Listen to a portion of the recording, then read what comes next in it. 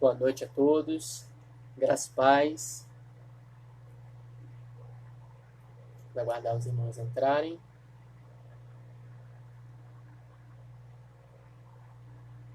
Nós realizarmos mais uma transmissão da nossa escola bíblica de hoje.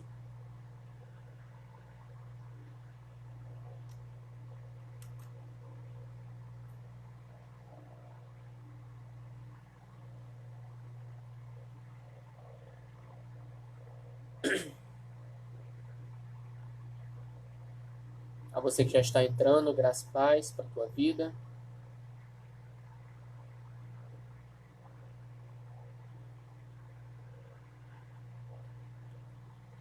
Deixa eu abrir aqui.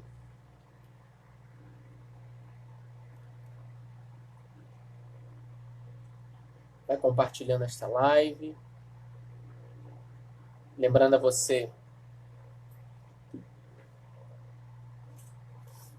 a importância de não compartilhar fazendo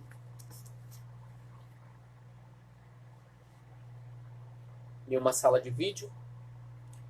Graças e paz, meu pastor Hamilton, toda a sua família. Graças e paz, irmã Elaine. Vamos lá. Vou dar alguns minutinhos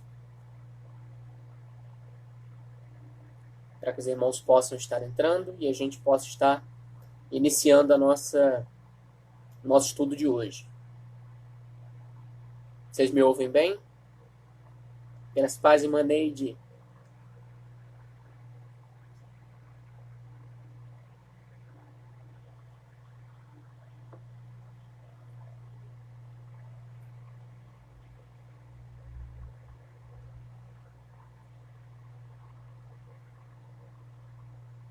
Deixa eu abrir aqui.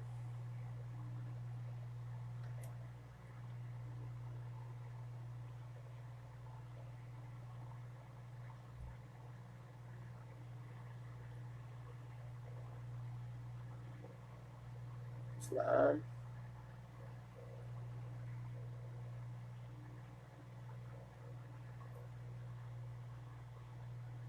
Roberto Rodrigues.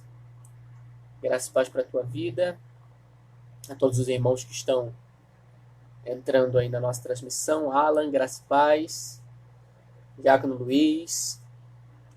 Vamos estar orando para nós começarmos a nossa escola bíblica de hoje. Pastor Edson, meu amigo, graças e paz. Vamos estar orando e a gente inicia a nossa escola bíblica de hoje para que o Senhor possa nos conceder mais um dia, uma noite agradável de estudo da palavra. Então, vai pegando sua caneta, seu papel, para que nós possamos estar conversando um pouco mais hoje acerca da palavra de Deus. Então, feche teus olhos, vamos falar com o Senhor. Pai amado, Pai de misericórdia, nós queremos entrar em Tua presença nessa noite, Senhor. Queremos Te agradecer por mais uma oportunidade, mais um dia, que o Senhor nos concede o privilégio de podermos estudar a Tua palavra, Senhor. Obrigado pela vida dos Teus filhos, ó Deus, que estão acompanhando nesta live, Senhor, aqueles que ainda vão chegar. Senhor, em nome de Jesus, pedimos a Ti que mais uma vez nessa noite o Senhor abra os olhos de nosso entendimento para que possamos compreender as verdades da Tua palavra. Senhor, em nome de Jesus, rogamos a Ti que nesta noite o Senhor seja sobre nós, ó Pai, as Tuas mãos de misericórdia estejam sobre as nossas vidas e que o Senhor nos dê mais uma noite proveitosa, ó Pai, na Tua presença. Ó Deus, em nome de Jesus, pedimos a Ti que o Senhor seja conosco, ó Pai, nesta noite e que o Senhor continue abençoando, ó Pai, os Teus filhos, ó Deus, nesta noite, em nome de Jesus. Amém. Irmãos, hoje nós nos propomos a fazer um estudo diferente, porque na semana passada nós encerramos a nossa revista e o nosso estudo sobre a carta aos Colossenses. E como não haveria possibilidade de nós comprarmos nova revista, distribuir para os irmãos, para nós iniciarmos uma nova lição em revista, nós decidimos então começar, enquanto nós estivermos aqui em período de quarentena, estudos temáticos para que a gente possa estar discutindo situações que são fundamentais para a nossa vida, para o nosso entendimento, para a nossa leitura da palavra de Deus e que sejam úteis para o nosso dia a dia. Então vamos lá. Nós nos propomos, discutimos isso na semana passada, nós tínhamos duas opções. Ou nós íamos começar a discussão acerca das mulheres na igreja do século I, ou nós íamos fazer uma aula em que nós pudéssemos discutir acerca da importância do estudo da palavra de Deus, como realizar esse estudo da palavra. Então, nós optamos por realizar primeiro um estudo acerca de como se estudar a palavra, para depois a gente iniciar de fato a temática que nós vamos escolher para a próxima semana. Então, para isso, para que nós possamos estar discutindo um pouco acerca da palavra de Deus e de como estudar a palavra de Deus, eu quero ler dois textos com vocês, tá? O primeiro deles, aí eu quero pedir para você que você abra a sua Bíblia comigo. O primeiro deles se encontra na segunda carta de Pedro. O primeiro deles, segunda carta de Pedro, capítulo de número 3, versículos de número 15 e 16. Então, segunda carta de Pedro, o capítulo é o número 3, e os versículos são os versículos 15 e 16. Deixa eu ver aqui, enquanto isso, quem está cumprimentando aqui. Samanta, boa noite. Graças a paz. Irmão Manuel, amém. Deus continue te abençoando, meu irmão. Então, vamos lá. Segunda carta de Pedro, capítulo número 3, versículos de número 15 e 16. Diz assim: E considerai a generosidade de Deus a nossa salvação, tal como nosso irmão amado Paulo vos escreveu de acordo com a sabedoria que lhe foi dada. Assim, falando sobre esses temas em todas as epístolas. Epístolas essas nas quais há coisas difíceis de compreender, que os ignorantes e os instáveis deturpam, ou seja, alteram, tal como fazem com as restantes escrituras para a sua própria perdição. O segundo texto que nós vamos ler se encontra no Evangelho de João, no capítulo número 5, versículo de número 39. Evangelho de João, capítulo de número 5, versículo de número 39, que nos diz assim: Investigai as Escrituras, visto que julgais ter nela a vida eterna, também elas testemunham sobre mim. Então vamos lá. Eu escolhi esses textos, João 5,39 e 2 Pedro 3, 15 e 16, porque é fundamental para o nosso entendimento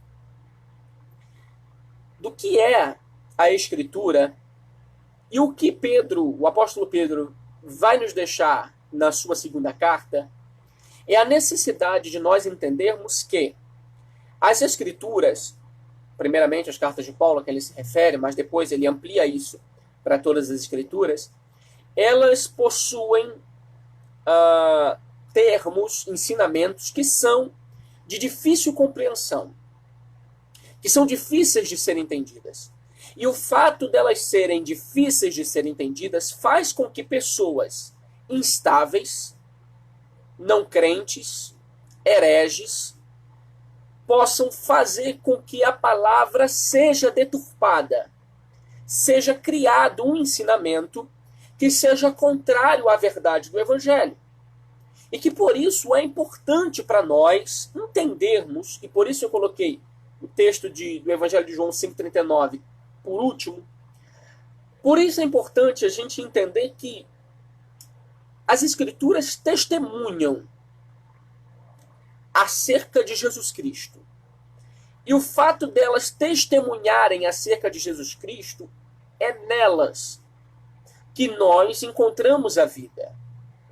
E por isso nós precisamos, e aqui é o termo que Jesus utiliza, nós precisamos examinar as Escrituras. E aí vem a pergunta: como que nós vamos examinar as Escrituras? Qual é o passo a passo para que eu possa estudar a palavra de Deus?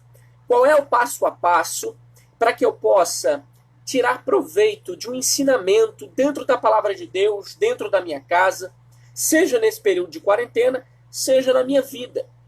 Até porque a gente precisa ter em mente que a arma principal do soldado de Cristo é a palavra de Deus. Quando Paulo escreve em Efésios 6 acerca das armaduras espirituais, ele vai dizer que a nossa arma é a palavra. Agora, se a arma principal do soldado de Cristo é a Escritura, é a palavra de Deus, se o soldado desconhece o valor que a palavra tem, e se o soldado ignora o uso legítimo da palavra de Deus, que tipo de soldado será? Como será o seu desempenho na guerra? Como será o seu desempenho nas batalhas espirituais? É por isso que é de extrema necessidade que nós venhamos nos empenhar no estudo da palavra de Deus. Portanto, esse estudo que nós vamos ter hoje, eu aconselho que vocês possam tomar mais do que nunca notas, que vocês possam pegar uma caneta, que vocês possam pegar um papel, porque nós vamos, é uma aula mais densa do que as outras, tá? É um pouco mais extensa, um pouco mais dura, mas que é fundamental, mas que é necessária para o nosso desenvolvimento espiritual e para o nosso estudo da palavra. Como eu havia falado na semana passada, isso mesmo, Diácono Luiz, Jesus venceu o diabo, que também usou a palavra, é a arma. E o diabo deturpou a palavra contra Jesus. Né? Quantas vezes o diabo não vem contra nós deturpando a palavra? Eu vou basear esse estudo neste livro aqui, que era para ter chegado terça-feira passada, mas não chegou. Tá? Chegou depois. Esse livro aqui, que tem como título Entendes o que leis? Um guia para entender a Bíblia com auxílio da exegese e da hermenêutica, que eu já vou explicar o que é. Então é este livro aqui que vai nortear o nosso estudo de hoje. É um livro muito bom, aconselho você que tem condições de adquirir. Se você não tem condições, mas consegue ler por PDF ou tem como imprimir na sua casa, eu tenho o PDF desse livro e eu posso disponibilizar para vocês. Tá bom? Isso mesmo, Samantha. Exatamente isso. Muitos são enganados porque não conhecem as Escrituras. Então vamos lá.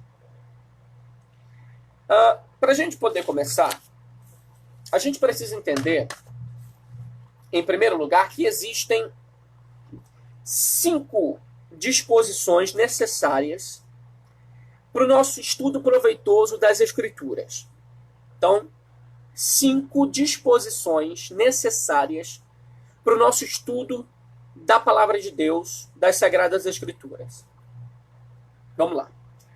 O primeiro, e na minha opinião é a base, o primeiro dele, a primeira disposição que nós precisamos ter para que nós possamos estudar a Palavra de Deus é a humildade.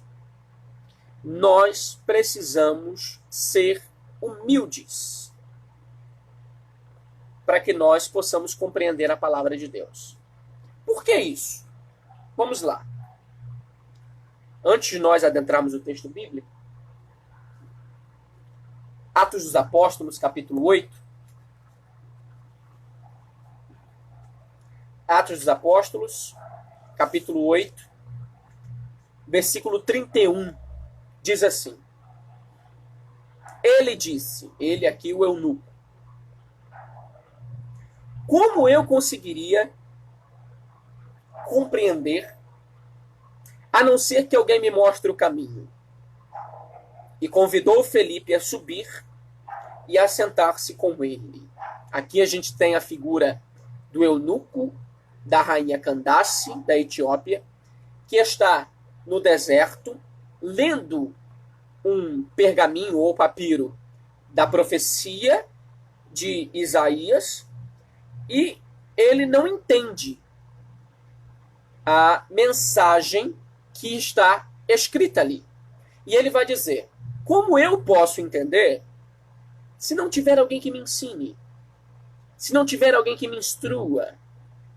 Então, segundo texto, Atos, capítulo 10, versículo 33, nos conta a história de um homem chamado Cornélio, que vai mandar chamar Pedro. E vai dizer assim, versículo 33 de Atos 10. Imediatamente enviei emissários para ti, e fizeste lindamente em teres vindo. Agora estamos todos diante de Deus para ouvirmos todas as coisas que te foram incumbidas pelo Senhor. A gente tem o eunuco, o escravo, servo da rainha Candace, e a gente tem o centurião Cornélio. Ambos se assentam para ouvir e aprender a palavra de Deus.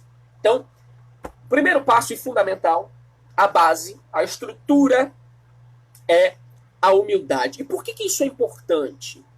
Só para a gente poder fazer aqui um parêntese. Há uma grande diferença entre leitura da Bíblia e estudo da Bíblia. Por isso, várias vezes eu falei isso, alguns irmãos que já ouviram. Mais importante do que ler a Bíblia é estudar a Bíblia. Eu não me importo que você não leia a Bíblia todos os dias. Eu me importo que você não estude a Bíblia todos os dias. Porque ler a Bíblia, qualquer um lê. E pode ler e pode extrair dali ensinamentos contrários à própria verdade do Evangelho. Mas quando você estuda a palavra, você consegue compreender o que está por trás dos ensinamentos do Evangelho. Então vamos lá. Por que é importante estudar? Primeiro, a Bíblia é um compêndio, é um conjunto de 66 livros diferentes, que tem diversidade de autores. Então a gente tem na Bíblia sacerdotes que escreveram livros, como Esdras. A gente tem poetas como Salomão, que escreveu Cantares, que escreveu Provérbios, que escreveu Eclesiastes. A gente tem profetas como Isaías, Jeremias. A gente tem guerreiros como Davi, que mesmo escrevendo os seus salmos, são salmos de guerra. A gente tem pastores como Amós, profetizando, mas era pastor, era boieiro. A gente tem estadista como Daniel, escrevendo livro na Bíblia. A gente tem sábio como Moisés, escrevendo livro na Bíblia. A gente tem os chamados pescadores e homens sem letras, como o apóstolo Pedro e o apóstolo João escrevendo na Bíblia. E cada um escreve de acordo com a educação que possuía. E cada livro, então, possui a sua especificidade. Cada livro tem, em específico, a sua autoria. Além disso, a gente tem na Bíblia história, a gente tem na Bíblia hinos, que são os salmos, a gente tem provérbios, a gente tem profecia, a gente tem biografia, a gente tem carta. Então, olha só, há uma diversidade de autores, mais de 40 autores escreveram a Bíblia. A gente tem diversos gêneros literários que, ao mudar o gênero literário, muda-se a maneira como se interpreta. A gente tem diversidade de tempo e de lugar. Então, entre o primeiro escritor da Bíblia, que julga-se ser Moisés, e o último, João, então julga-se que Moisés escreveu o Gênesis e que o apóstolo João escreveu o Apocalipse. Entre Moisés e João, tem mais de 1500 anos. Entre o apóstolo João e nós, tem mais de 1500 anos. O que fazia sentido no tempo de Moisés, já não fazia sentido no tempo de João. E o que fazia sentido no tempo de João, já não faz mais sentido para nós. Por isso é importante a gente estudar. Além disso, tem trecho da Bíblia que foi escrito no centro da Ásia. Tem trecho da Bíblia que foi escrito nas areias da Arábia. Tem trecho da Bíblia que foi escrito nos desertos da Judéia. Tem trecho que já foi escrito nos pórticos do templo, nas escolas de profeta em Betel e Jericó, nos palácios da Babilônia, às margens do rio Quebar, no meio da civilização ocidental. Cada lugar e cada tempo e cada autor e cada gênero influencia o texto com as suas figuras, com os seus símbolos e com as suas expressões de usos, costumes e cenas. A gente precisa entender isso. Porque quando a gente entender isso, a gente começa a compreender como que se interpreta o texto bíblico. Perceba que interpretar o texto bíblico não é pegar a Bíblia, abrir e ler e dizer o que está escrito. Não é isso. A tarefa é muito mais difícil. A tarefa é muito mais complexa. Vai requerer de nós muito mais tempo dedicado. E a gente vai discorrer sobre isso e dar algumas pistas, algumas dicas de como seguir. A primeira delas é ter humildade. É saber que você precisa de ajuda para interpretar o texto bíblico. Assim como eu, vou recorrer a outros autores e muitos outros para estudar, para ler, para meditar, para interpretar e dar a aula. Todos nós precisamos, primeiro, entender que precisamos ter humildade para aprender a interpretar o texto bíblico. Essa é a primeira disposição. A segunda disposição é ser espiritual. Irmãos, não tem como. O apóstolo Paulo vai escrever em 1 Coríntios 2,14 que as coisas espirituais se discernem espiritualmente. A palavra de Deus é espiritual. Nós precisamos sacrificar as nossas preocupações, as nossas opiniões pré-concebidas, as nossas ideias favoritas e nos empreender em um estudo da palavra de Deus com um espírito dócil de discípulo, tendo a Cristo como nosso mestre. Não tem outra escapatória. Precisamos sacrificar os nossos pensamentos favoritos. Deixa eu te dar aqui um exemplo. Se eu tiver com raiva de alguém, eu posso encontrar respaldo bíblico para ter raiva de alguém, inclusive para dizer que Deus vai matar esse alguém em meu lugar.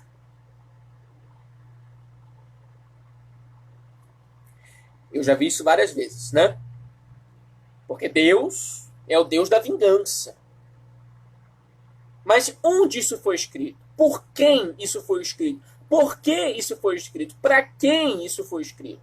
Isso é fundamental. A gente pode tomar o texto bíblico com as nossas ideias pré-concebidas, com o nosso favoritismo e achar que estamos interpretando a maneira certa, quando na verdade nós não estamos. Então, é preciso que nós tenhamos em mente que a aparente obscuridade, escuridão e contradição que a gente possa acabar encontrando na Bíblia não reside nem no Mestre Cristo, nem no seu infalível livro que é a Palavra de Deus, mas no pouco alcance nosso.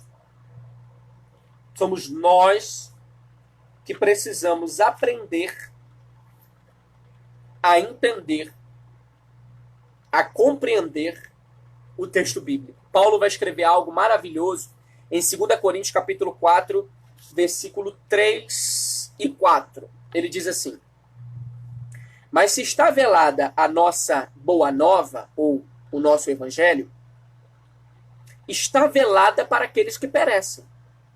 No caso deles, o Deus desse mundo cegou as mentes desses descrentes, de modo a não irradiarem a luz da boa nova da glória de Cristo, que é a imagem de Deus. Se nós formos espirituais e clamarmos pela ajuda de Deus, nós vamos falar de oração também, a gente consegue lidar com a situação com a qual o Deus desse mundo, o Deus desse século, que é o diabo, cega os olhos de muitos para que não compreendam as verdades do Evangelho. Bom, humildade e espiritualidade, e não tem para onde correr, estudo. Irmãos, é necessário que venhamos produzir em nós um coração que deseja o estudo, que deseja a palavra de Deus. Precisamos desenvolver um coração ensinável. Precisamos desenvolver um coração que anseia por aprender a palavra de Deus. Nós precisamos ter em mente que o homem, por si só, ele tem um coração que foge da verdade espiritual e abraça com frequência o pecado. Jesus vai dizer isso em João 3, 19 e 20, que ele foi revelado, mas ele foi rejeitado. Ele se revelou, mas os seus o rejeitaram. E o rejeitaram por quê? O rejeitaram porque o coração do homem rejeita a verdade da palavra. O coração do homem rejeita a verdade das Escrituras. Irmãos, é simples, é visível. Quantas pessoas que estão dispostas, de fato, a estudar a palavra de Deus e quantas estão dispostas a fazer outras coisas. Quantas pessoas nós temos em lives de culto, de adoração, de estudo da palavra, e quantas pessoas nós temos em lives outras, que nós estamos meio que concorrendo num momento como esse. É fundamental a gente compreender que nós precisamos pedir ao Senhor, coloque em nós um coração ensinável. Eu tenho algo comigo que eu costumo dizer, irmãos, eu não tenho medo de ser corrigido, não. As pessoas têm medo de estudar a palavra porque tem medo de ser corrigido. Porque já vai com as suas ideias pré-concebidas e não querem compreender a palavra pela palavra, que nós vamos falar já já. Tem medo da correção que a palavra traz. Mas o que o salmista vai declarar é que, ainda que ele passasse pelo vale da sombra da morte, ele não temeria mal algum, porque o Senhor está com ele e a sua vara e o seu cajado trazem consolo, trazem conforto. Por quê? Porque a correção do Senhor nos traz conforto. A vara e o cajado eram ferramentas de correção de caminho que o pastor utilizava. Então nós precisamos desenvolver um coração ensinável diante do Senhor e dizer, Senhor, faz com que eu tenha um coração ensinável. Eu preciso aprender a aprender. Mais do que qualquer outra coisa. Sentar e ouvir. É bom sentar e ouvir. Eu gosto de sentar e ouvir. E nós precisamos aprender a aprender. Em quarto lugar, então nós falamos humildade, falamos espiritualidade, falamos estudo. Em quarto lugar, e aqui também é muito importante, bom senso e discernimento. Irmãos, o estudo da palavra de Deus é como o trabalho de um mineiro que busca diligentemente o metal mais precioso na caverna mais profunda, que usa as ferramentas corretas e que trabalha incansavelmente até encontrar o metal mais precioso. Uma obra que requer paciência. No estudo das Escrituras, precisamos ter paciência, como se estivéssemos lendo um testamento que deixa para nós uma herança inestimável. Isso é a palavra de Deus. É o testamento que nos garante a herança maior que nós podemos receber. E é como se nós estivéssemos lendo ali o testamento, frase a frase, a gente não entendeu uma frase, a gente lê de novo. É como se estivéssemos lendo um documento que nos confere o maior prêmio já concedido a qualquer pessoa em toda a história. Isso é a palavra de Deus. Atos dos Apóstolos, capítulo 17, vai nos contar a história dos crentes de um lugarejo, de uma região chamada Bereia. E é interessantíssimo como no versículo 11 vai falar sobre os crentes de Bereia e vai dizer o seguinte: estes eram mais nobres do que os de Tessalônica e acolheram a palavra com todo o interesse, examinando cada dia as Escrituras para verificarem se essas coisas seriam assim. Perceba algo maravilhoso que as Escrituras nos mostram. Quem dedica-se diariamente a estudar a palavra de Deus é o mais nobre entre todos. O mais nobre entre todos é aquele que se dedica a estudar a palavra de Deus. Você estuda a palavra de Deus? Antigamente dizia que não tinha tempo, agora está em quarentena, aí muitos não estão trabalhando. Você tem estudado a palavra de Deus dentro da sua casa?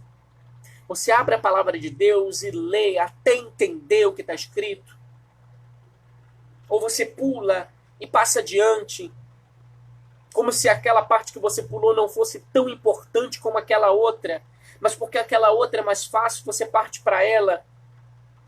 Ou como muitos faziam antigamente, né, que é um método até romano de magia, abrir a Bíblia e dizer aqui, Jesus mandou falar isso aqui. Irmãos, você já deve ter visto isso, eu já vi isso várias vezes.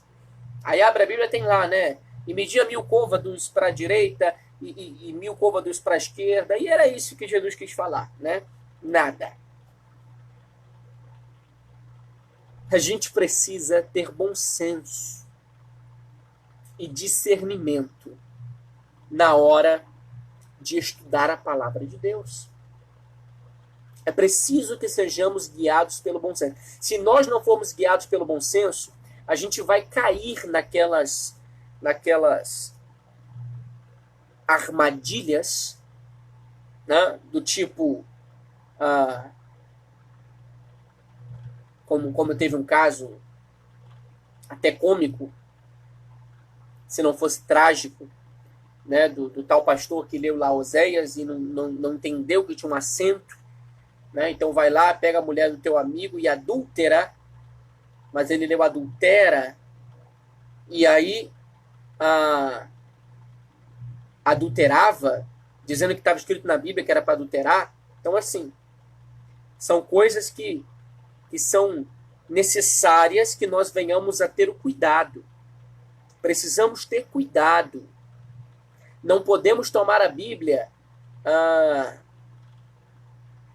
como uma ferramenta ao nosso próprio uso.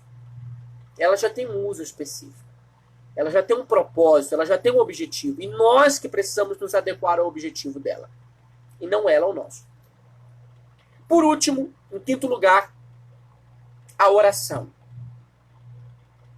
Nunca se deve empreender um estudo da palavra sem orar. Sem antes pedir ao Senhor que abra o nosso entendimento e possa clarear a palavra de Deus para nós. Se nós observarmos Marcos 4:34, Lucas 24:45, quando Jesus falava e os discípulos não entendiam, eles chamavam Jesus e diziam: Senhor, não entendi, me explica. Todas as vezes que eles não entendiam, eles recorriam ao mestre, para que o mestre ensinava. E não é diferente conosco. Quando a gente não entende, nós precisamos recorrer ao mestre, para que o mestre possa clarear a nossa visão da palavra de Deus. Tiago, carta de Tiago, capítulo 1, versículo 5, vai dizer o seguinte, o apóstolo Tiago: se algum de vós carece de sabedoria, peça a Deus, ele que dá simplesmente a todos e sem repreender, e a sabedoria lhe será dada.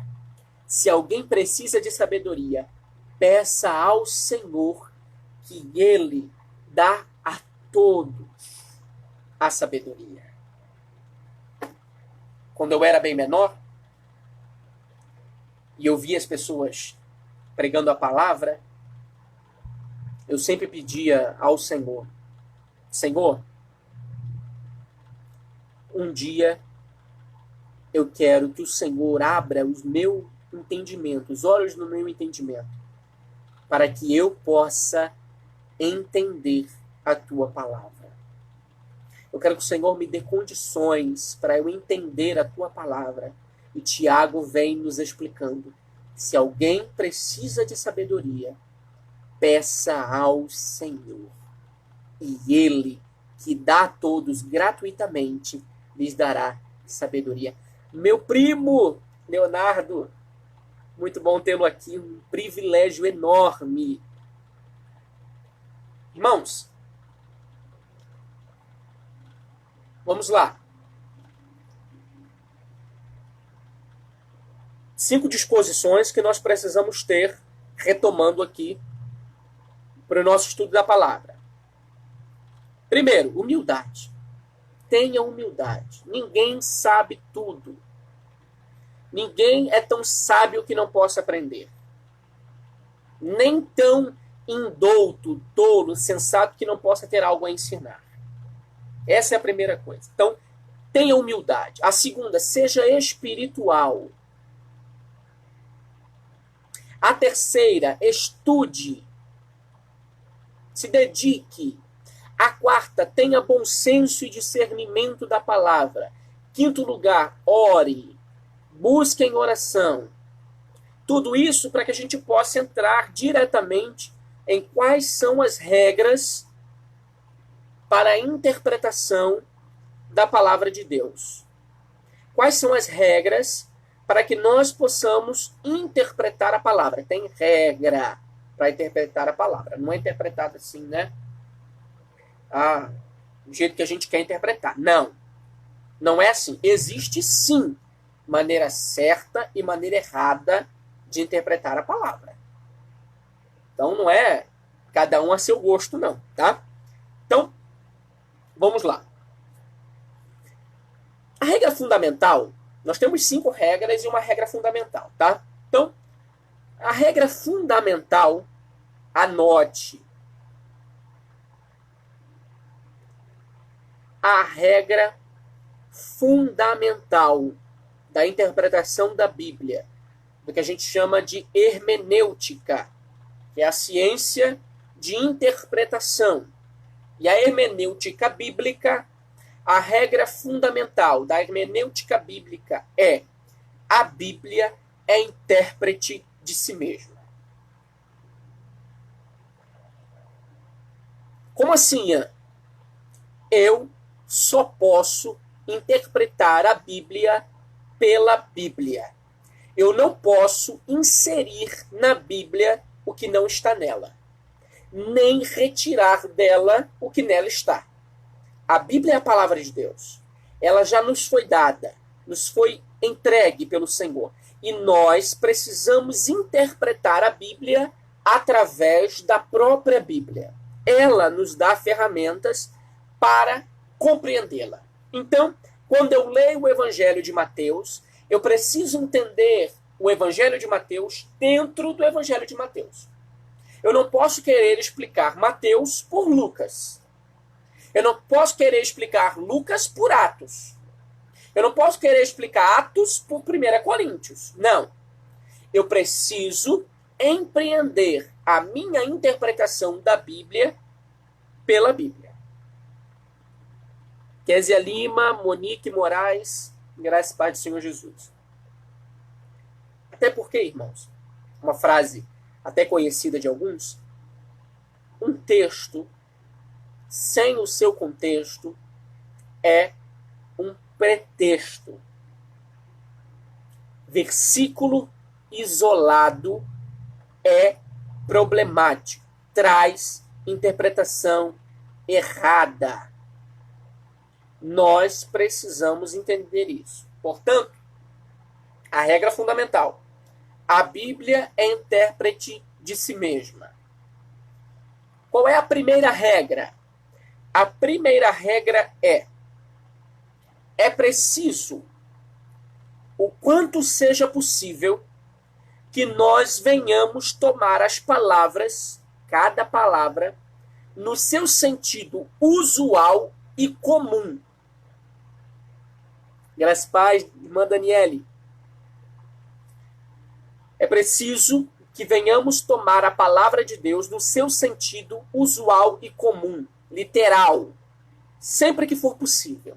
Claro que haverá vezes, em que não será possível. Mas, na maioria das vezes, sempre que for possível, precisamos tomar a palavra de Deus em sentido usual e comum. Meu irmão Tiago Azaf, que privilégio. Graças a Deus, meu amigo. Saudades. A segunda regra, então, anotem. Primeira regra, tomar as palavras no sentido usual e comum. Segunda regra, é necessário tomar as palavras sempre no sentido que indica o conjunto de toda a frase. Então, vou dar aqui um exemplo, às vezes problemático. A palavra fé. A palavra fé é uma palavra que possui múltiplos significados. O que é fé? A fé pode ser o dom de Deus.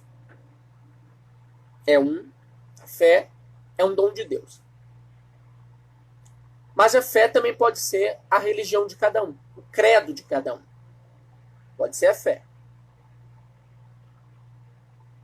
A fé pode ter aquele lindo discernimento de Hebreus 11, o firme fundamento das coisas que não se vê, a certeza das que se esperam. É um outro sentido da palavra fé. Outro exemplo, a palavra graça. Às vezes, a palavra graça vai ter o sentido de evangelho. Às vezes, a palavra graça vai ter o sentido de favor imerecido. A gente precisa entender qual é o sentido que cada palavra está tomando em cada frase, para que a gente possa interpretar a palavra de Deus de forma correta. Por que, Ian? Porque se a gente não fizer isso, se a gente não tomar esse cuidado, a gente não consegue compreender a verdade da palavra. Regra fundamental. Bíblia intérprete de si mesma. Primeira regra. Sempre que for possível, tomar as palavras no sentido usual e comum. Segunda regra. É preciso tomar o sentido das palavras no sentido que elas possuem em cada frase. Terceira regra. É preciso tomar as palavras no sentido indicado no contexto. A saber, os versículos que vêm antes e os versículos que vêm depois. Irmãos, é preciso que nós venhamos tomar cuidado com os contextos. Se a gente não tomar cuidado com os contextos, a gente não consegue realizar uma interpretação saudável da Bíblia. É claro que a gente precisa ter em mente, não pode se esquecer que quando a Bíblia foi escrita, nos originais, lá em hebraico, aramaico, grego, ela não era dividida em capítulo e versículo.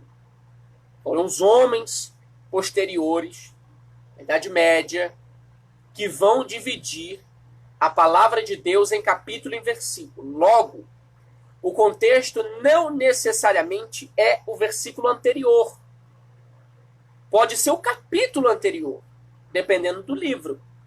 A gente precisa ter cuidado com isso. Na hora que a gente for ler e estudar a palavra de Deus.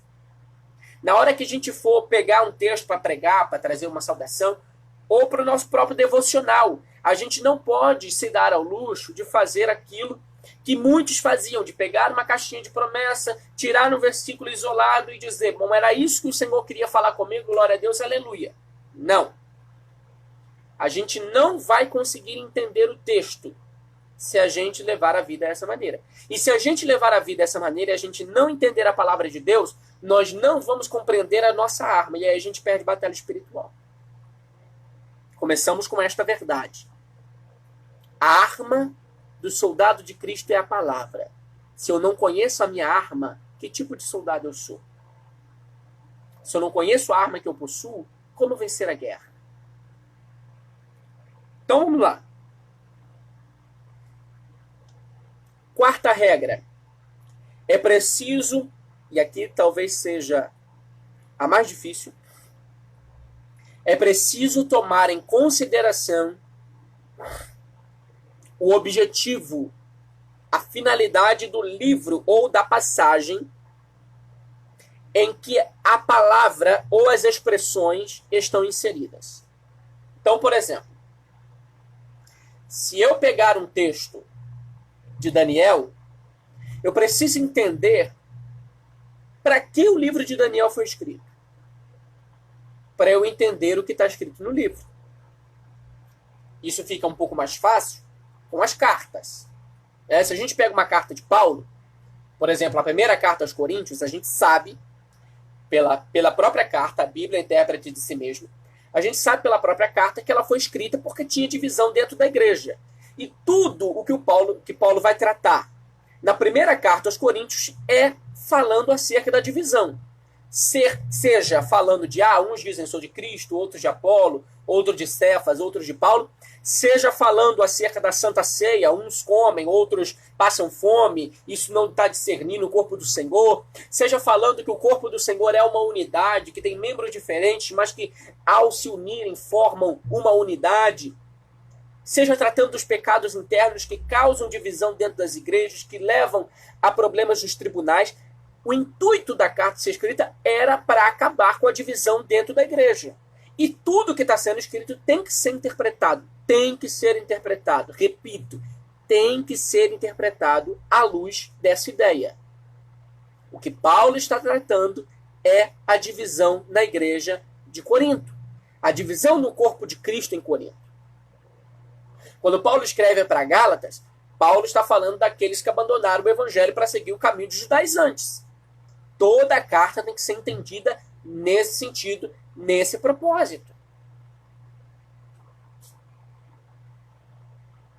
Aí a gente entende o que está sendo dito.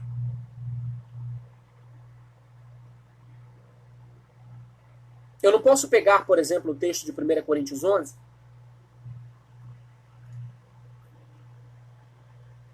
e dizer: aquele que come e bebe indignamente, come e bebe para sua própria condenação, não discernindo o corpo do Senhor. O que é comer indignamente? Paulo explica: não discernir o corpo do Senhor. O que é o corpo do Senhor? Paulo explica antes, contexto, antes. O corpo do Senhor é a unidade da igreja. Então, todas as vezes que alguém está em desunião no momento da ceia, é esse alguém que não discerniu o corpo de Cristo. É aquele que aplica a divisão no seio da igreja.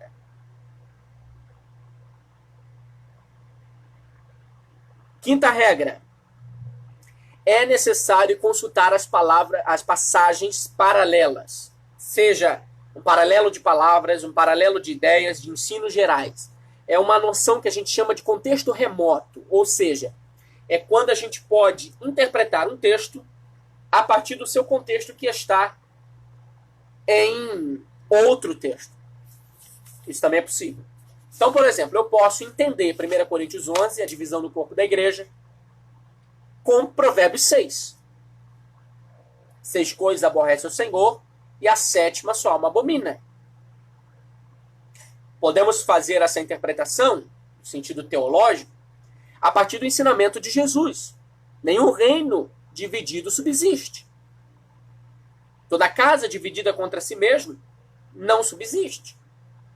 Então, a gente começa a entender o texto bíblico sem aplicar ao texto aquilo que eu quero que esteja lá. Esse que é o problema. Jesus nos exorta, em João 5,39, que nós lemos no início, a examinar as Escrituras, porque nela está a verdade. Ou seja, não é para a gente interpretar as Escrituras para estabelecer a nossa verdade ao nosso livre-arbítrio. A maneira como a gente quer que seja. A maneira como a gente quer que esteja escrito. Não, não é assim que funciona. As Escrituras já possuem a verdade. E nós precisamos extrair das Escrituras a verdade da palavra de Deus. Devemos entender isso.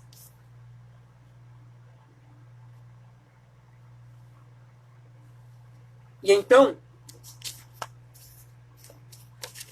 tendo isso em mente, irmãos, anotem isso pelo amor de Deus, para não esquecer nunca na sua vida.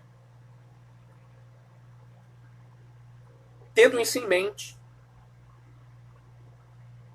a gente precisa ter um cuidado. Porque a gente tem a tendência que às vezes eu preciso controlar em mim, que todos nós temos. Às vezes nós temos a tendência de pensar que o nosso entendimento é a mesma coisa que a intenção do Espírito Santo ao inspirar o autor do livro. Aí, apesar disso, do mesmo modo, a gente começa a levar para o texto tudo aquilo que nós somos, com as nossas experiências, as nossas culturas, o nosso entendimento prévio de palavras e de ideias. E aí aquilo que a gente leva para o texto vai tirar a nossa vida do caminho e nos leva a atribuir ao texto ideias que não estão lá, que são estranhas ao texto, mesmo que isso não seja a nossa intenção. Então, por exemplo, na aula passada, que nós tratamos o último capítulo de Colossenses, nós falamos sobre a família. Paulo falando sobre família. E dentro de família, Paulo citou mulher que deve submeter a si mesmo ao seu marido, o marido que deve amar a mulher, o filho que deve obedecer ao pai, o pai que não pode provocar a ira ao filho, o escravo que tem que obedecer ao Senhor. Escravo no meio da família porque a ideia de família na época de Paulo não é a nossa ideia de família. E se a gente não entender isso, a gente não entende a palavra de Deus. A gente não entende o que Paulo está ensinando. A série pediu para repetir as regras. Vamos lá. Primeira regra É preciso, sempre que possível, tomar as palavras no sentido usual e comum, sem querer inventar. Né? O nosso erro é querer ser original, querer ser o que vai trazer o novo, a nova interpretação. Irmãos, pelo amor de Deus, a Bíblia foi escrita há mais de 1.500 anos, tem mais de 1.500 anos de gente interpretando isso. Tem como a gente querer ser original a essa altura do campeonato. Né? A gente acaba colocando no texto que não está lá.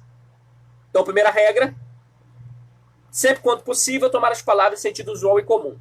Segunda regra, é necessário tomar as palavras no sentido que indica todo o conjunto da frase, não retirar uma palavra-chave, tá? Terceira regra, é necessário tomar as palavras no sentido indicado no contexto, versículos que vêm antes, versículos que vêm depois. Quarta regra, precisamos levar em consideração o objetivo ou a finalidade do livro, ou a passagem em que ocorrem as palavras que nós estamos analisando. Quinta regra, precisamos consultar as passagens paralelas, seja paralelos de ideias, de palavras, de ensinos gerais. Tá? Para isso é importante, por exemplo, se possível, ter acesso à concordância bíblica.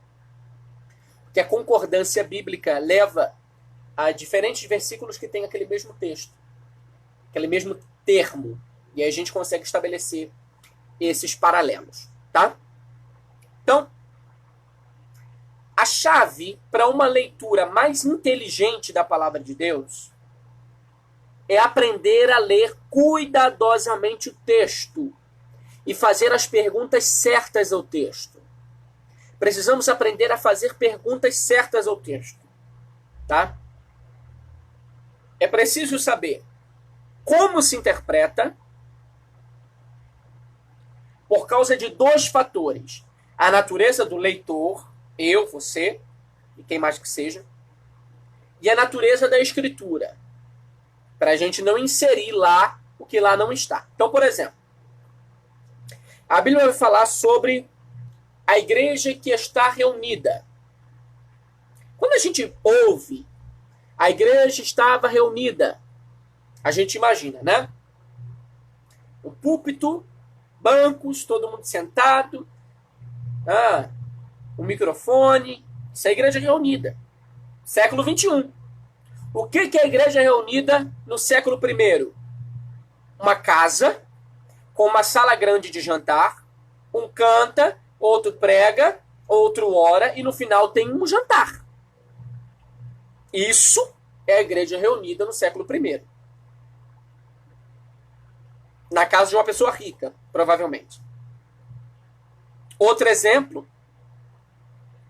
Romanos 13, 14, Paulo vai falar sobre carne. E ele vai falar sobre o desejo da carne. Há quem vai sendo, por causa do nosso conceito do século XXI, interpretar ali desejo da carne como atitudes imorais. Mas não é isso que Paulo está dizendo. Romanos 13, 14, a partir do seu contexto, seguindo essas 5 regras de interpretação, desejo da carne ali é ser egocêntrico. É colocar o seu ego acima de todas as coisas. E Paulo está condenando, a partir do ensino da palavra de Deus, o desejo da carne. Que não tem nada a ver com relações sexuais impuras ou coisas do gênero. Como em geral se interpreta. Então a gente precisa tomar cuidado com isso. Senão a gente interpreta errado a palavra de Deus. Tá? Então, há 2 tipos básicos de perguntas que a gente tem que fazer a cada passagem. Aquelas que dizem respeito ao contexto, seja o contexto histórico ou contexto literário, que eu já vou explicar, ou aquelas que dizem respeito ao próprio conteúdo da mensagem. Vamos entender algo aqui. A palavra de Deus, ela foi escrita numa língua específica, tá? Alguns pedaços em hebraico, outros em aramaico, outros em grego. O Novo Testamento todo em grego, com alguns excertos em aramaico no Evangelho de Marcos. Quando alguém interpretou, ou melhor, quando alguém traduziu para a língua portuguesa, já houve ali uma interpretação. Porque o tradutor precisa escolher qual palavra que ele vai colocar ali que possa ter o mesmo sentido do termo grego. São escolhas. Ele interpretou o grego e traduziu para o português. Ali já houve uma interpretação. Quando a gente pega a tradução da língua portuguesa para ler, a gente já está adquirindo uma interpretação específica de um autor específico. Portanto, é fundamental aqui, para nosso estudo bíblico, que nós utilizemos mais de uma versão da palavra de Deus. Então, não estou falando bíblias de estudo, tá? Tem gente que acha que tem que ter muita bíblia de estudo. Aí tem a Bíblia de Genebra, tem a Bíblia de estudo pentecostal, tem a Bíblia da mulher, tem a Bíblia Shed, tem a Bíblia do expositor, tem a Bíblia do pregador, tem a Bíblia do obreiro, mas a tradução é a mesma. Estou falando aqui de tradução. É importante que nós venhamos ter diversas traduções. E eu não tenho dinheiro para comprar, não tem problema. Internet, Google, faz isso por você. Compara, faz paralelo de traduções para você. Tá? Existe um site que eu acho que é bibliaonline.com ou bibliaonline.com.br que faz isso. Então, não tem problema. Se você não tem dinheiro para comprar muitas edições da Bíblia, não tem problema. Hoje a internet facilita achar concordância bíblica, achar edição, tradução, achar dicionário bíblico, dicionário de teologia, comentário bíblico, está tudo na palma da sua mão neste momento enquanto você me ouve e me assiste. E anota, né? Que é importante anotar. As perguntas que nós fazemos com relação ao texto, ou melhor, ao contexto,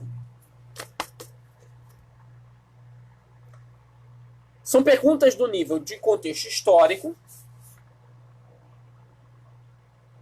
e de contexto literário. Por que isso, Ian? Porque a Bíblia, a palavra de Deus, ela possui uma dupla natureza. Ela tem duas naturezas. A primeira natureza da palavra de Deus é que ela é humana. Foi escrita por homens. Então, Moisés, Paulo, João, Pedro, Daniel, Isaías, Jeremias, Samuel, etc.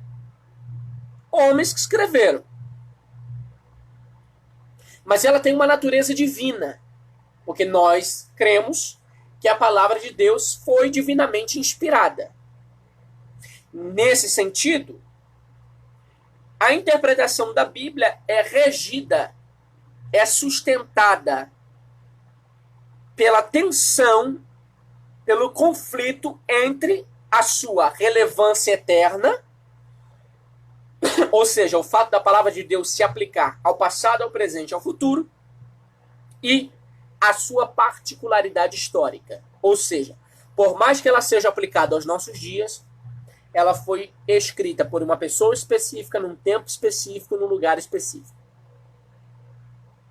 E aí, essa tensão é que faz com que a gente venha ter um cuidado na hora de ler a palavra de Deus. Um exemplo aqui para nós.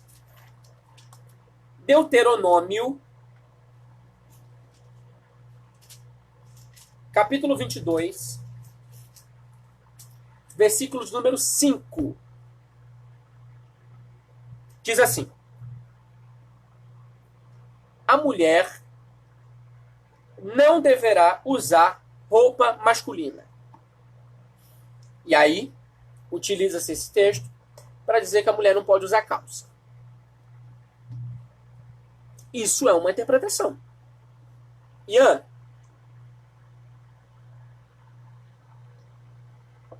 essa interpretação está correta na sua inserção histórica? Não. Não tinha calça nessa época. Como é que eu vou saber? Então a gente precisa entender o contexto. E o contexto que nós estamos falando aqui, que são prescrições de ordem não moral, mas de ordem de separação. Por exemplo, versículo 9, que vai dizer: não pode semear na vinha duas espécies de semente diferentes. Versículo 11, não pode vestir uma roupa que tenha ao mesmo tempo lã e linho. Agora, por que a gente pega versículo que nos agrada e cria doutrina, mas não utiliza todo o restante. É a nossa interpretação. É quando a gente insere no texto que não está lá. Compreendem? Quando a gente tem em mente estas verdades na palavra de Deus, então a gente começa a compreender a palavra do seu modo, a trazer à luz a palavra de Deus da sua maneira correta. Ela tem uma particularidade histórica. Ela foi escrita no momento específico, por um povo específico, no momento específico. Por que a gente só toma da lei o que nos é agradável? Isso mesmo, Diácono Luiz colocou aí em 2 Pedro. Nenhuma escritura é de particular interpretação. Eu não posso interpretar a escritura do jeito que eu quero. Entende? Criar doutrina a partir daquilo que eu acho que deve ser. Não, não é assim.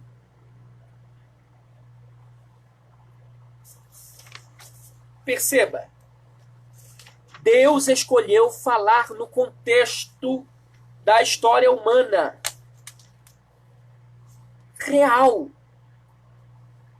E exatamente porque Deus escolheu falar nesse contexto é que nós podemos ter a certeza de que essas mesmas palavras falarão em nossa própria história real, como tem acontecido no decorrer da história da igreja. Só que a gente precisa entender o que essas palavras diziam para os seus ouvintes originais. E por que diziam isso? Para depois trazer para os nossos dias. É assim que a gente vai fazer. Vou dar aqui um outro exemplo. Marcos capítulo 10. Um texto muito controverso. Marcos capítulo 10. Versículo 23 ao 25 diz assim: Então Jesus, olhando em torno, disse aos seus discípulos: Como é difícil a quem tem riquezas entrar no reino de Deus. Os discípulos ficaram admirados com essas palavras. Jesus, porém, continuou a dizer: Filhos, como é difícil entrar no reino de Deus. É mais fácil um camelo passar pelo fundo da agulha do que um rico entrar no reino de Deus. Temos aqui uma verdade da palavra. É mais fácil um camelo passar no fundo de uma agulha do que um rico entrar no reino de Deus. Pergunto: por que Jesus disse isso? Temos que voltar. Voltar aonde, Ian? Versículo 17. Um homem rico vai ter com Jesus e lhe pergunta o que ele tem que fazer para herdar a vida eterna. Jesus vai dizer que obedecer os mandamentos. E ele vai dizer: tudo isso eu tenho guardado desde a minha infância. Jesus vai dizer: uma coisa te falta. Vai, vende o que tem e dá aos pobres e terás tesouro no céu. Depois vem e me segue. O jovem ficou triste e foi embora. E aí Jesus vai dizer: como é difícil um rico entrar no reino de Deus. Por quê? Porque é difícil para um rico abandonar o que tem e dar aos pobres para seguir Jesus. Preferiu ele ficar com as suas riquezas do que abrir mão do que tinha para seguir Jesus. Aí vem um versículo controverso: é mais fácil um camelo passar no fundo de uma agulha do que um rico entrar no reino de Deus. E aí, você já deve ter ouvido essa interpretação em algum lugar, que eu já ouvi, em que vai dizer que o fundo de uma agulha era um pórtico que tinha em Jerusalém, em que o camelo tinha que se abaixar para poder passar, não sei o que e tudo mais. Você já deve ter ouvido isso. Quem já ouviu aí, coloca aí no comentário, quem já ouviu. O problema é que nunca foi achado esse pórtico em nenhum achado arqueológico em nenhuma parte de Jerusalém. Outra coisa, se essa fosse a interpretação, então Jesus não teria dito que é muito difícil entrar.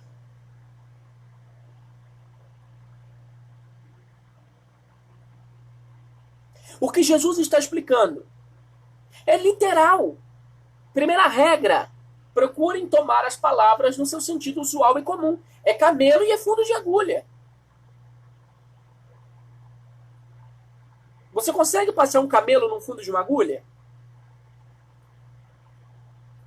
Não. É por isso.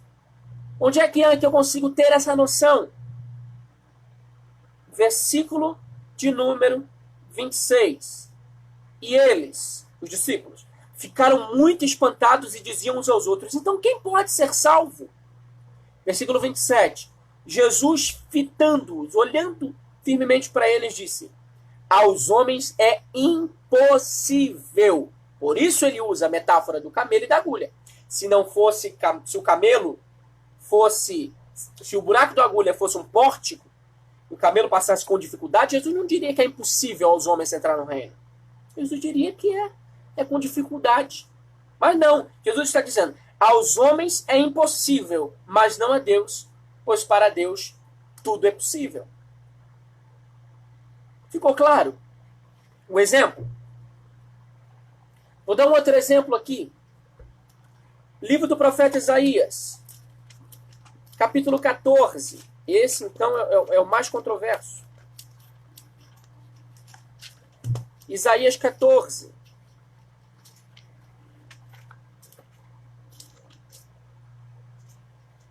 Isaías 14, versículo 12 a 15. Isaías 14, do 12 ao 15. Vai anotando as referências para você ler depois com calma. Versículo 12 diz assim: como caíste do céu, ó estrela da alva, filho da aurora, como foste tirado à terra, vencedor das nações, e no entanto dizias no teu coração: subirei até o céu, acima das estrelas de Deus colocarei meu trono, estabelece-me-ei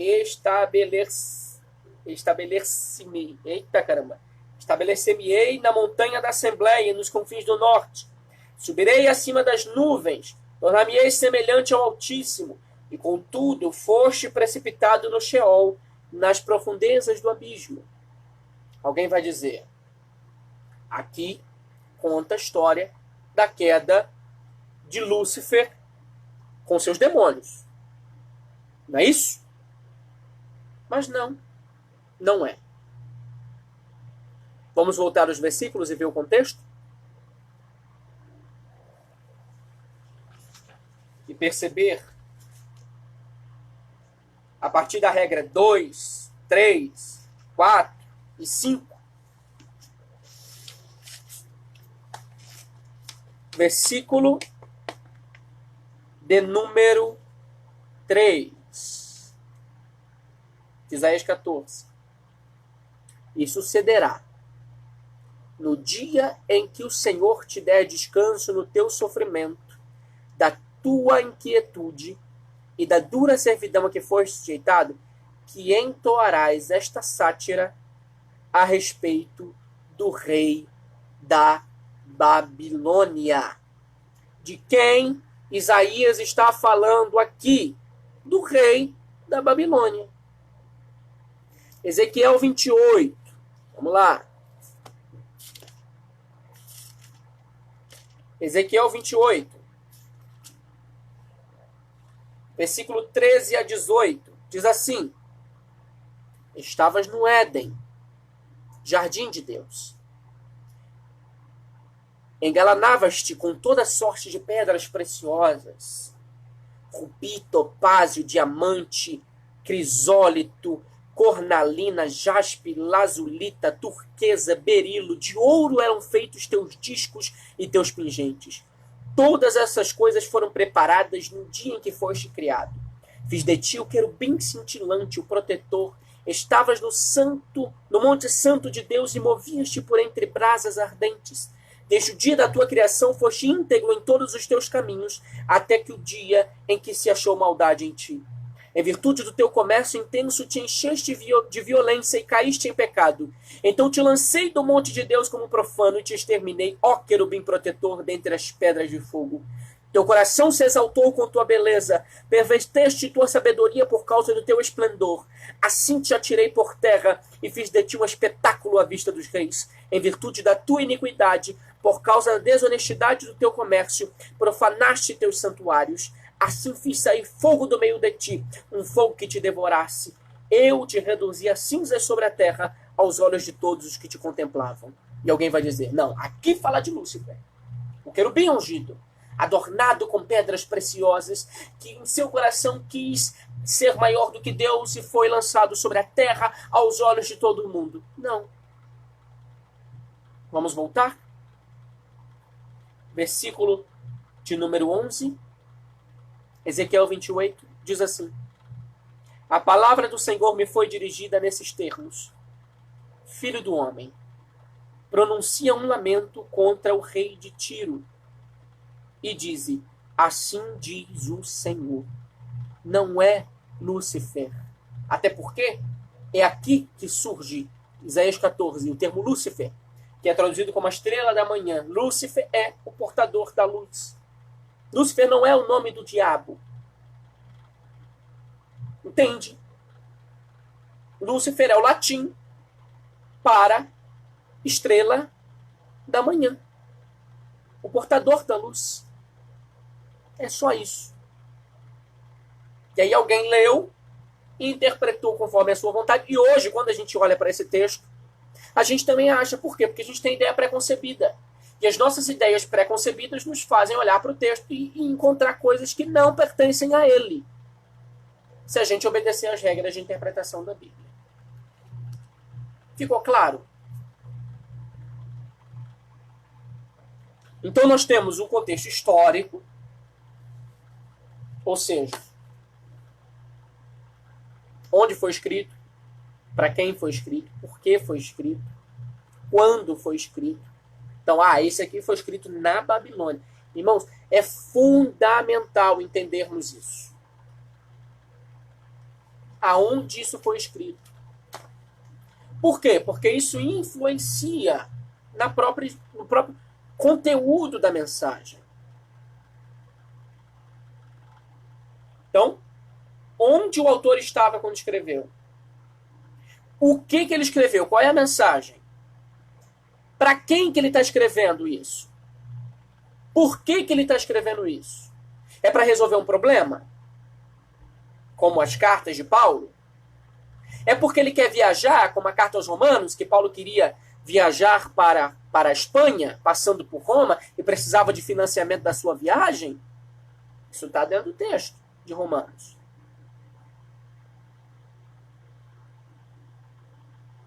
É porque os crentes estavam morrendo pelo Evangelho, como 1 Tessalonicenses, e Paulo precisava dar uma mensagem de esperança, e ele vai dizer que no último dia os mortos ressuscitarão primeiro, e encontrarão com o Senhor, e vai terminar dizendo: consolai-vos uns aos outros com esta palavra. Ou seja, está ali escrito. Por que foi importante para Paulo dizer ali em 1 Tessalonicenses que os mortos encontrarão com o Senhor primeiro? Porque era uma mensagem de consolo e conforto para aqueles habitantes de Tessalônica que estavam sendo perseguidos e mortos por amor do Evangelho. Perseguidos por judeus nesse momento. Entender o que é família naquela época, o que é casamento naquela época. Entender o que é escravidão naquela época. Entender como eram as igrejas, como elas funcionavam, como eram seus cultos. Quais eram os oficiais da igreja, o que era ser diácono, o que era ser presbítero, o que era ser um bispo ou pastor, qual era a função das mulheres na igreja, que será o nosso próximo estudo. Haviam mulheres diaconisas? Será que haviam mulheres pastoras? Precisamos entender isso à luz da Bíblia, sem ler a Bíblia com os nossos preconceitos, e por isso é importante a gente ter esse estudo aqui introdutório. Porque quando nós formos estudar, e eu vou mostrar para vocês, havia pastoras na época, você não olhar com aquele olhar de dizer: mulher não pode mandar, porque mulher minha não manda. E aí você lê a Bíblia com esse olhar, e o que acontece? Você não interpretou a Bíblia como devia.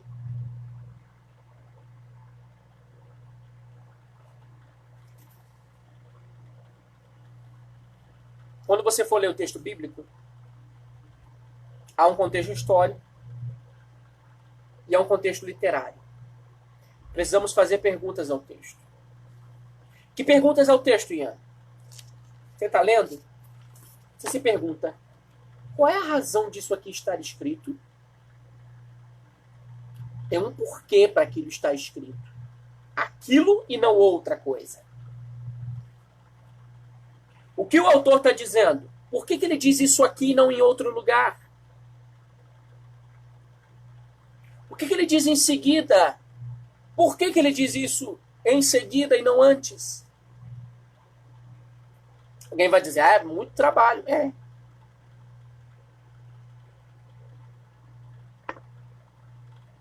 Mas quando Deus disse para Josué, medita na minha lei, de dia e de noite nela, não te desvie nem para a direita nem para a esquerda,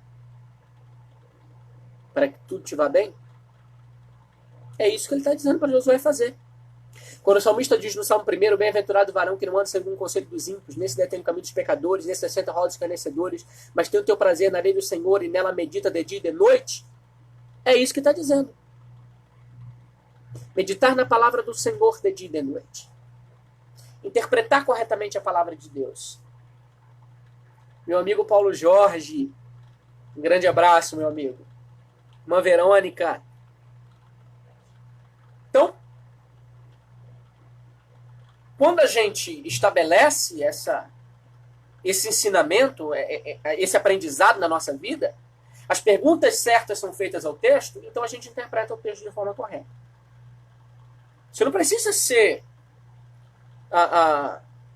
Ian, eu não tenho escolaridade, eu não sei ler direito. Não precisa de muita coisa, gente. É só tomar o cuidado de entender o aprendizado da palavra de Deus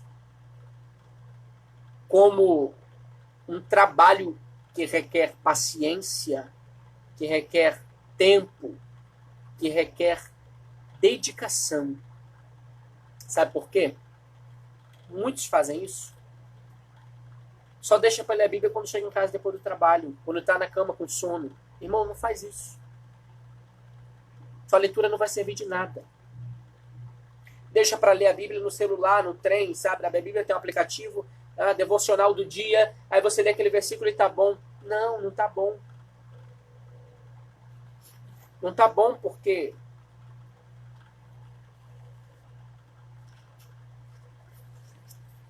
o que o Senhor Jesus nos ensina é que nós precisamos examinar as Escrituras, porque nelas contém vida.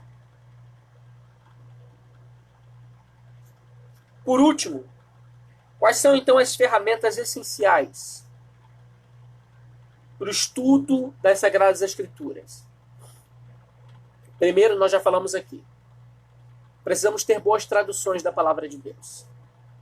Então, tem aí uma edição Almeida Corrigida Fiel, Almeida Corrigida Atualizada, Almeida Revisada e Corrigida, Almeida Revisada e Atualizada. Tenha uma edição, nova versão internacional. Tenha uma versão, essa é uma versão interessante, Bíblia de Jerusalém, que traz umas notas de rodapé sobre a tradução, que são muito interessantes, e ela contém os livros apócrifos, que são os livros que não estão na nossa Bíblia, mas estão na Bíblia Católica. Tenha nova tradução em linguagem de hoje. Tenha como arma diversas traduções, para que um termo que não ficou bem compreendido em uma tradução esteja em outra. Utilize os comentários bíblicos em último caso, irmãos. Certa vez eu estava dando uma aula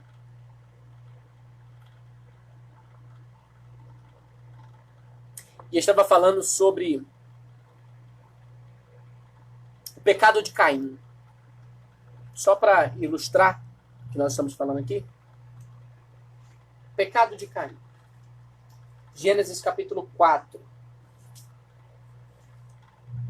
Nos conta a história do pecado de Caim. E diz, bom, o homem conheceu Eva, sua mulher. Precisamos tomar as palavras no sentido que elas possuem. O que é conhecer aqui? É ter relações sexuais. Então, o homem conheceu Eva, sua mulher, ela concebeu e deu à luz Caim e disse, adquiri um homem com a ajuda do Senhor. Depois ela deu também à luz a Abel, irmão de Caim. Abel se tornou pastor de ovelhas e Caim cultivava o solo. Então, cada um tinha um ofício, um trabalho. Abel, pastor de ovelhas, Caim cultivava o solo. Versículo 3.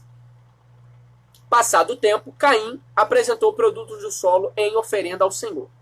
Abel, por sua vez, também ofereceu as primícias e a gordura de seu rebanho. Alguém, observando isso aqui, não percebe a nuance do texto. Quando diz, Abel, por sua vez, também ofereceu as primícias, só que a gordura do seu rebanho, ou seja, o que ele tinha do seu rebanho, não quer dizer que Caim não tenha oferecido primícias. Tá? Algumas pessoas acham que o problema de Deus não haver aceito a oferta de Caim é que Caim não ofereceu primícias e Abel ofereceu primícias. Não é isso. E o texto vai nos dizer qual foi o problema. Ora, o Senhor agradou-se de Abel e de sua oferenda, mas não se agradou de Caim de sua oferenda. E Caim ficou muito irritado e com o rosto abatido. E o Senhor disse a Caim, por que estás irritado e por que estás com o rosto abatido? Se estivesses bem disposto, não levantaria a cabeça? Mas se não estás bem disposto, não jaz o pecado à porta, como animal acuado que te espreita. Podes acaso dominá-lo? Entretanto, Caim disse a seu irmão Abel, saiamos. E como estava no campo, Caim se lançou sobre o seu irmão Abel e o matou. O que levou o Senhor a não aceitar a oferta de Caim? Simples. Porque o Senhor não aceitou Caim como ofertante. Que isso, Ian? Está no texto. Versículo 3. O Senhor aceitou, se agradou de Abel e da sua oferta. Porém, a Caim e a sua oferta não se agradou o Senhor. Está no texto, irmãos. É leitura cuidadosa do texto bíblico. O Senhor primeiro avalia o ofertante para depois avaliar a oferta. E alguém vai dizer, não é possível. Sim, é possível, porque Jesus vai dizer, se alguém tem algo contra o teu irmão e vem trazer a oferta ao Senhor, deixa a oferta, vai te reconciliar com ele e volta para entregar a sua oferta no altar. Olha o contexto remoto, olha a regra número 5, contexto remoto, passagens paralelas. A gente consegue entender um texto pelo outro, lançando luz de um texto no outro, para a gente compreender. Por que o Senhor não aceitou a oferta de Caim? E o Senhor vai dizer para Caim, Caim, você não está bem disposto. E o pecado jaz à porta. Já estava no coração de Caim o intento de matar o seu irmão. Está no texto. Leitura cuidadosa do texto, para entender.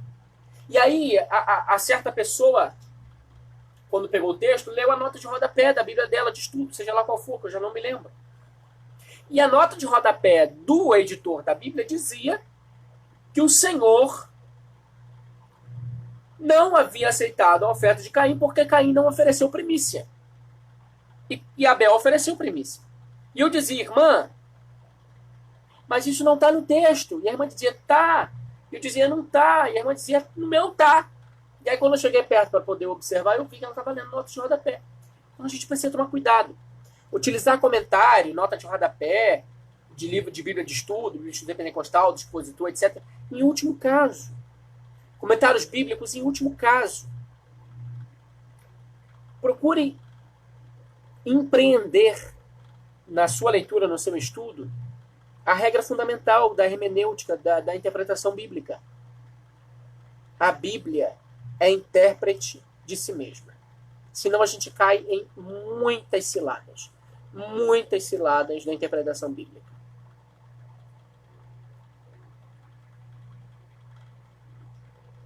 Então, isso aí que o irmão Diácono Luiz botou aí. Primeira ferramenta é ter boa tradução. A segunda é ter um bom dicionário bíblico. Irmãos, isso vai auxiliar muito. Quando você pega, por exemplo, um termo bíblico do tipo denário. O que é um denário? Bom, o dicionário bíblico vai te ensinar que um denário era uma moeda de prata que equivalia a um dia de trabalho. E aí vai fazer todo sentido. Tem 2 Lameque e 2 Enoque. Então a gente percebe, tem que fazer essa leitura atenta do texto bíblico, né? Então, o denário. Isso vai fazer a gente entender a parábola dos trabalhadores de Mateus capítulo 20, em que Jesus vai dizer que um certo homem convocou trabalhadores e o que começou a trabalhar por último ganhou um denário. E o que começou a trabalhar desde o início do dia ganhou um denário. Então, quem chegou por último está ganhando o mesmo, como se ele tivesse trabalhado o dia todo, de quem de fato está trabalhando o dia todo. E por isso a indignação de quem está trabalhando primeiro. De quem está lá desde o início. De quem de fato trabalhou o dia todo. De quem de fato merecia aquela recompensa. Mas aí é Jesus ensinando que o reino de Deus não é recompensa. O Senhor dá a quem Ele quer. Porque os últimos serão os primeiros a ganhar. Em que Ele faz aquela divisão entre gentios e judeus. Ora, os judeus estão nessa há muito mais tempo que nós, mais de 3.000 anos na aliança. E nós entramos depois, mas vamos ganhar a mesma herança que eles. Essa é a interpretação. Então perceba, joguei para vocês contexto histórico, contexto literário e a aplicação para as nossas vidas. É assim que se interpreta. Eu não posso interpretar o texto na sua literalidade, quando é parábola, por exemplo. Tem gente que acha que de fato tinha um homem que descia de Jericó para Jerusalém e foi lá, sofreu os salteadores, e aí tinha de fato um sacerdote que passou e não sei o que. Não! É uma parábola. Tem gente que acha que de fato há o rico e o Lázaro, e que um foi pro lugar dos mortos e o outro estava no seio de Abraão, e parece que o seio de Abraão é um lugar. Não! Estar no seio de alguém, naquela época, era a ideia de estar aconchegado, estar junto de alguém. Quando Jesus vai dizer que o Lázaro foi junto ao seio de Abraão, quer dizer que ele foi para próximo do pai da fé. Ao passo que o rico, não. E isso fica claro na parábola, quando é Abraão que responde pelo homem. Não é que o cara estava dentro do seio de Abraão, como se o seio de Abraão fosse um lugar. Precisamos entender a Bíblia à luz do seu contexto. E isso, bons dicionários bíblicos vão nos auxiliar. Então, em primeiro lugar, boas traduções. Em segundo lugar, bom dicionário bíblico. E aí, em último lugar, bons comentários. Bons comentários bíblicos. E aqui vai uma sugestão. Existe um comentário, chamado Comentário Histórico-Cultural da Bíblia. Ele vai explicar o texto à luz do seu contexto histórico-cultural. Tem do Antigo Testamento, tem do Novo Testamento. Não é barato, mas é dessa grossura e traz boas reflexões. Tá? Eu tenho do Novo Testamento, uso e acho que auxilia bastante no entendimento da palavra. É confiável. A gente precisa tomar cuidado com fontes confiáveis e não confiáveis.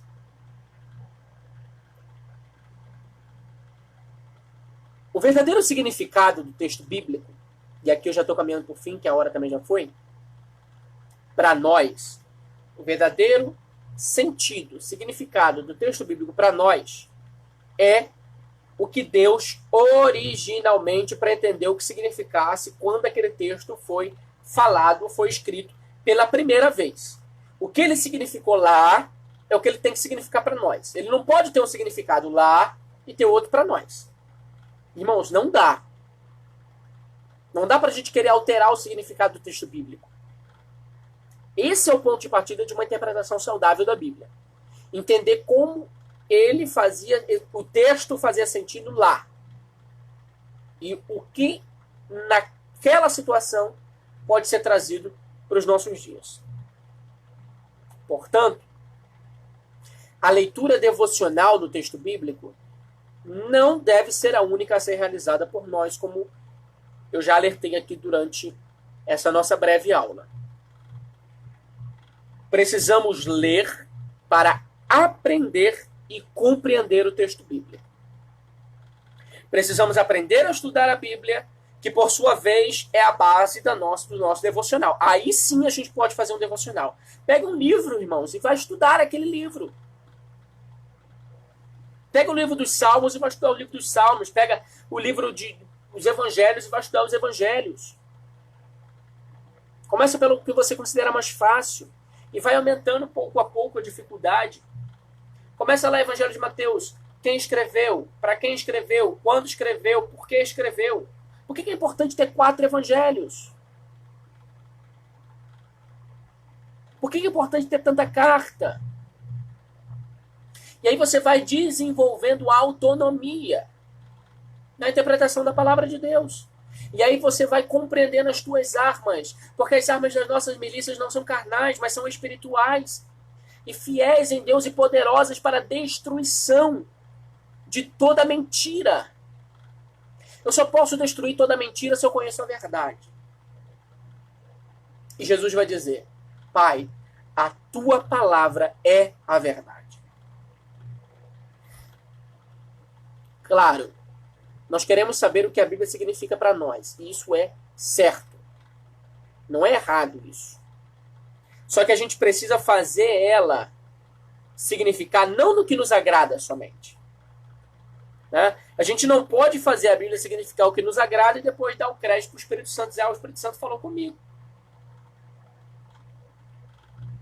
Conhece gente assim? Eu conheço. Nossa, como Deus falou comigo através da Bíblia.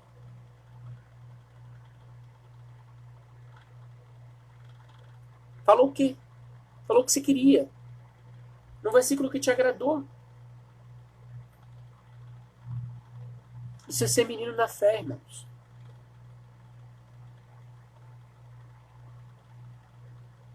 Eliane colocou ali por quê? Porque o quê? Eu já falei tanta coisa que eu já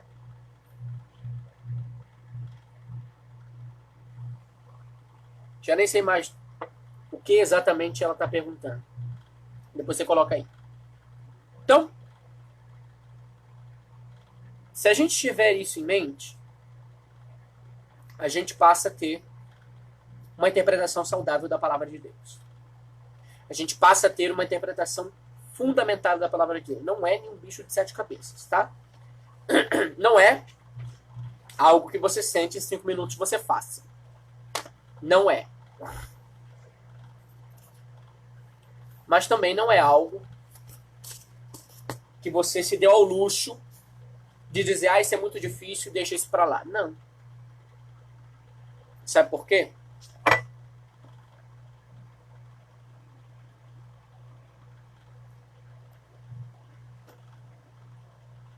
Porque no livro do profeta Oséias,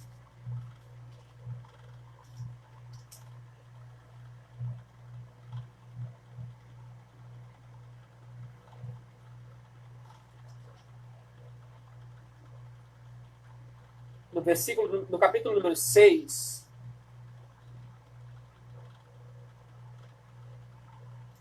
perdão, primeiro capítulo 4, versículo número 6. Oséias 4:6 diz assim: o meu povo será destruído por falta de conhecimento, porque tu rejeitaste o conhecimento. Eu te rejeitarei do meu sacerdócio, porque esqueceste o ensinamento de teu Deus, eu também me esquecerei dos teus filhos. Então, Oséias 6:3. Conheçamos e corramos atrás do conhecer ao Senhor, porque certa como a aurora é a sua vinda, e ele virá a nós como a chuva, como o aguaceiro que encharca a terra. Então, a palavra de Deus nos intui. Jesus vai dizer: vocês erram, porque não conhecem as Escrituras e nem o poder de Deus. Vamos continuar errando, irmãos. É possível errar interpretando errado a Bíblia, pecar interpretando errado a Bíblia. Cuidado. Precisamos desenvolver uma interpretação saudável. Ian, eu não tenho paciência de ler a Bíblia, de estudar a Bíblia. Não consigo. Aceita Jesus de novo. Nós só podemos conhecer a Deus através da sua palavra.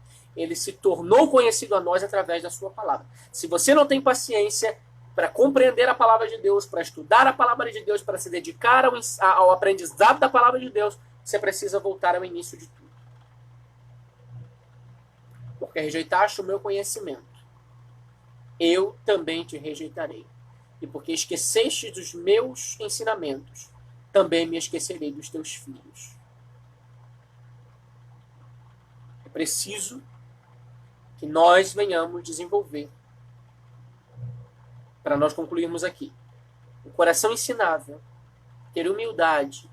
Irmãos, isso é fundamental. Deixa a Bíblia nos ensinar. Eu já vi isso várias vezes. Eu falar algo, ensinar algo, e alguém diz, mas eu não aceito, porque eu não aprendi assim. Mas está escrito, irmão. Está aí, é um texto. E não é um texto isolado, é texto com contexto. Então a gente precisa ficar atento a isso. O Alan fez uma pergunta. Como verificar a confiabilidade de um comentário bíblico? Pela formação do autor, principalmente. Quando a gente abre na internet, é que é muito perigoso, né? Geralmente, livro publicado é um pouco mais fácil de ser confiável, que o cara gastou um dinheiro naquilo, né? Agora, na internet é complicado, porque qualquer um pode publicar qualquer coisa em qualquer blog, né, em qualquer site. Então a gente precisa tomar cuidado com a formação do autor. Se o cara não tem uma formação nenhuma, se tirou da cabeça dele, então é complicado a confiabilidade do que ele está dizendo. Não que uma pessoa que não tenha uma formação não possa tecer nenhum comentário acerca da Bíblia. Mas ela não tem esse traço de ciência, de cientificidade do exercício. Então, quando você adquire um livro, procure ler sobre o autor. Ou mesmo na internet, procure sobre o autor. Quem é? Qual é a sua formação? Porque às vezes é um cara qualquer falando, às vezes pode ser um ateu falando, né? Pode ser um agnóstico falando. E não vai ser o ideal para o seu entendimento bíblico. Tá bom? A irmã Monique perguntou. Deixa eu achar aqui o texto, que eu já não me lembro de cabeça.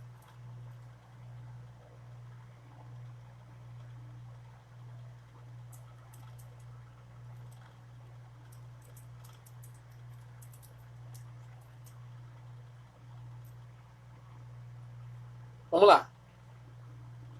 Mateus 12. Pergunta da irmã Monique aí.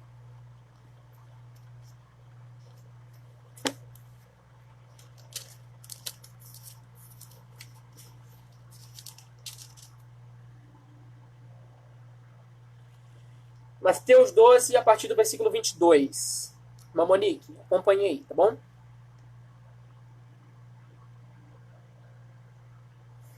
Vai dizer o seguinte. Então, trouxeram-lhe um endemoniado, cego e mudo. E ele o curou, de modo que o mudo podia falar e ver. Toda a multidão ficou espantada e pôs-se a dizer, não será este o filho de Davi? Mas os fariseus, ouvindo isso, disseram, ele não expulsa demônios, senão por Beelzebu, o príncipe dos demônios. Conhecendo seus pensamentos, Jesus lhe disse, todo reino dividido contra si mesmo acaba em ruína. E nenhuma cidade ou casa dividida contra si mesma poderá subsistir. Ora, se Satanás expulsa Satanás, está dividido contra si mesmo. Como então poderá subsistir o seu reinado? Se eu expulso os demônios por Beelzebu, por quem os expulsam os vossos adeptos? Por isso, eles mesmos serão os vossos juízes. Mas se é pelo Espírito de Deus que eu expulso os demônios, então o reino de Deus já chegou até vós. O que Jesus está querendo dizer aqui com a casa dividida, o reino dividido, que não subsiste? Ele está falando sobre quando há uma luta interna dentro do reino. Então, qual é a mensagem? Né? Vamos fazer aqui um exercício. Qual é a mensagem? Quando há um reino em que ele luta contra si próprio, ele não vai existir mais. Né? Se eu sou meu próprio inimigo, então eu vou me autodestruir. Essa é a mensagem. Por que Jesus disse isso? Bom, Jesus disse isso porque os fariseus disseram que ele expulsava demônios por demônios. Ou seja, ele estava endemoniado, expulsando demônios. Por que esse trecho está inserido aqui? Porque Jesus tinha acabado de curar um homem que era cego e mudo e que a sua doença era causada por demônios. Então, essa é a interpretação. Quando Jesus está dizendo que todo reino é dividido contra si mesmo, ele se autodestrói. É isso que Jesus está dizendo aqui. Então, o reino dividido contra si mesmo, a casa dividida contra si mesmo, ela se autodestrói. Se consome. Não sei se ficou claro. Se tiver mais alguma dúvida, se mais alguém tiver alguma dúvida, meu irmão Elias, amém, meu amigo. A tua também, toda a tua família. Se mais alguém tiver alguma dúvida, se não, nós vamos estar encerrando esse nosso estudo de hoje também orando ao Senhor. Não se esqueça.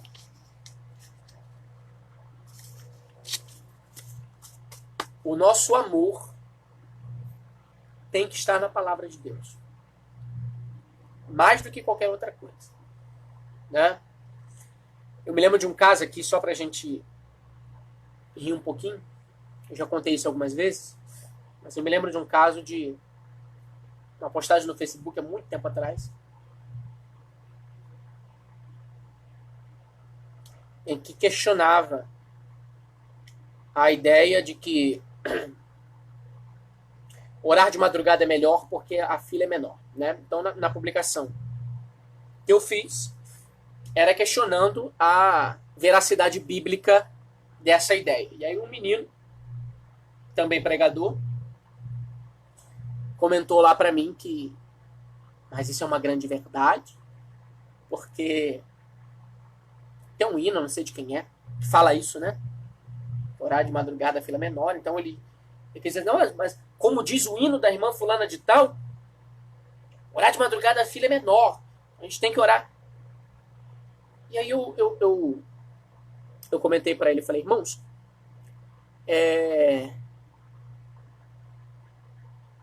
isso pressupõe que os nossos irmãos em outros fusos horários, né? Por exemplo, no Japão, não oram, né? Porque se aqui é madrugada, lá é dia. Se aqui é madrugada, lá é tarde, né? Então, assim, os nossos irmãos não oram. O problema é que a gente está fundamentando a nossa fé nos hinos que a gente ouve e não na palavra, na Bíblia que a gente lê. Quando, na verdade, a gente devia escolher os hinos que a gente ouve a partir da palavra de Deus. Então, questione até os hinos que você ouve. Se eles estão de acordo com a palavra. Precisamos ser nobres como os crentes de Bereia, de Atos 17:11, que nós lemos. Eles eram mais nobres que os crentes de Tessalônica, porque eles consultavam nas Escrituras a veracidade do que estava sendo ensinado. Se nós tomarmos essa postura, a gente consegue fortalecer-se espiritualmente e não ser levado por qualquer vento de doutrina. Bom, já que não tem mais nenhuma pergunta, vamos orar, agradecendo ao Senhor por mais uma aula. Na semana que vem, nós vamos começar o nosso estudo sobre as mulheres na Bíblia.